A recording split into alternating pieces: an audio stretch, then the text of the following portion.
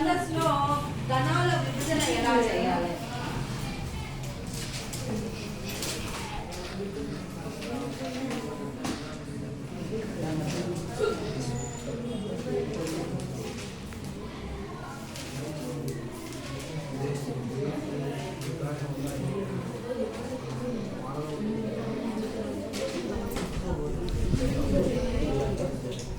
గణాలు విభజన ఎలా చేయడం అంటే మనకు ఒక సూత్రం తెలుసు కదా, ఏమది? యా మా తా రాజ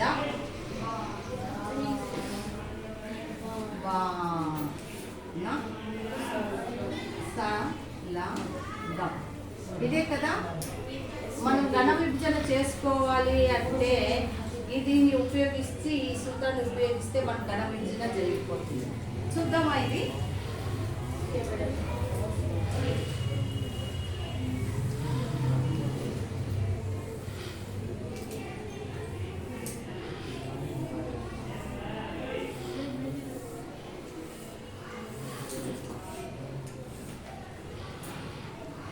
చూద్దామా ఇది గణ విభజన? ఇప్పుడు యా లఘువా గురువా చెప్పండి. మా లఘువు, మా గురువు, తర్వాత గురువు,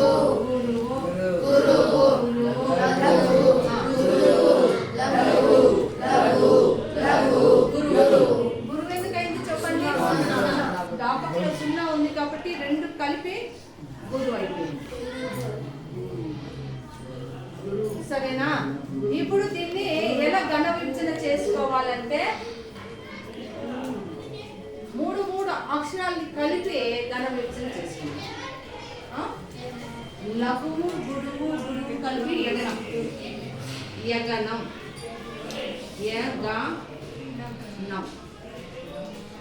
ఏ మూడు కలిపిమ్మా? లఘువు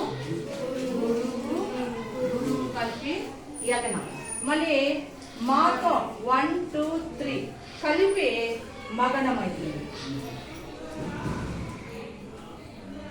మగ నం. ఇది చెప్పండి.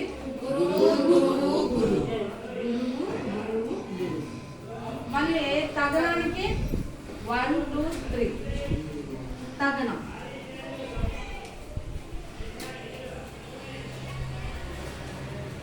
చెప్పండి. గురువు లఘు. మరి రగనం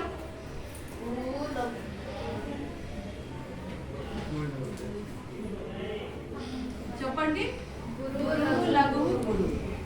గురువు లఘువు గురువు. మళ్ళీ జగనం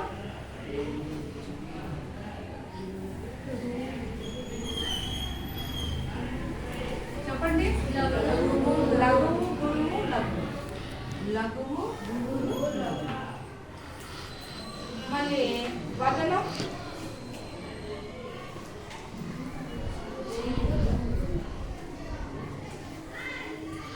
చెప్పండి.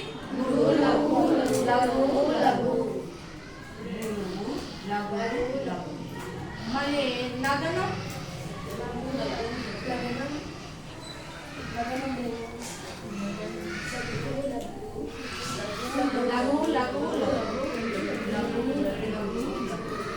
మళ్ళీ సగనం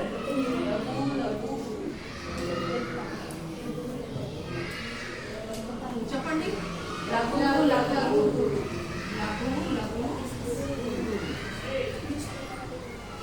లగనం లగనము లేకపోతే వగనం.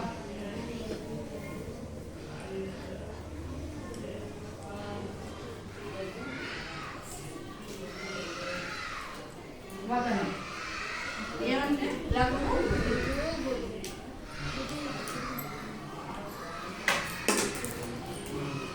అంతే.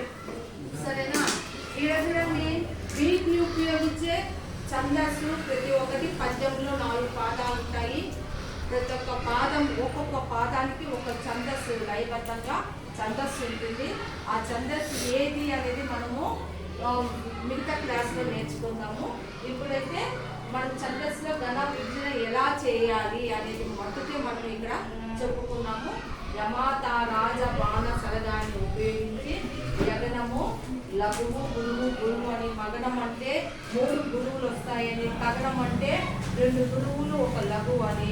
తర్వాత గగనం అంటే గురువు, లఘువు, గురువు అని. జగనం అంటే లఘువు, గురువు, లఘువు అని. భగనం అంటే గురువు 2 లఘువులు వస్తాయని. నగనం అంటే 3 లఘువులే. తర్వాత సగనం అంటే 2 లఘువులు 1 గురువు. లగ్నం సగనం అయిపోయినాక లగ్నము, లగ్నాన్ని వగనం అని కూడా అంటాము. లఘు, గురువు. ఇది మీరు నోట్స్లో రాసేసుకోండి, గ్రామర్ నోట్స్లో. మీకు ఏమైనా అర్థం కాకపోతే మళ్ళీ అడిగితే నేను మీకు ఎక్స్ప్లెయిన్ చేస్తాను. అందరికి అర్థమైందా? అర్థమైందమ్మా? అర్థం కాలేదంటే అర్థం కాని వాళ్ళు లేచి అడిగితే మళ్ళీ నేను ఎక్స్ప్లెయిన్ చేస్తాను. సరేనా? ఓకే, రాసేసుకోండి.